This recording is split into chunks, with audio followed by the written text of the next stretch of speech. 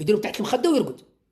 اذا هذا عنده 10 ملاير وهذا عنده 20 مليار وهذا عنده 5 ملاير وهذا 30 مليار وهذا 40 مليار وهذا كذا وهذا وكذا وهذا. هذا هو سبب التضخم. البنك الدراهم يخرجوا لكن ما يدخلوش. الدراهم يخرجوا من البنك لكن ما يدخلوش، لانه خروجهم مبرر. كان انا رحت ديت لا فاكتور وبعت وشريت وكذا، اعطيني دراهم. لكن كي يكونوا عنده ملايير باش يدخلهم للبنك يخاف. ماذا يؤدي الى ماذا يؤدي هذا؟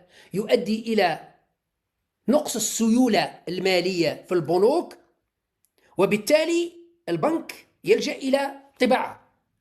الناس الان، روحوا نعطيكم واحد الملاحظه، روحوا شوفوا الان اللي يخلصوا لاباي جدد، المعلمين والفرامله، المهم الوظيفه العمومي اللي يخلصوا، كي يروح لابوست يخرجوا لي بي جدد يذبحوا تحطهم هنا.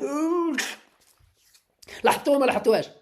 الناس كي يروحوا يخلصوا يخرج الدراهم جدد، هذا كون خرجوا من الفور، هذا كون خرجوا من المطبعه جدد، تحط بهم على يدك هكذا، دير ب 200,000 تحطها هكذا تذبحك لانها جديده.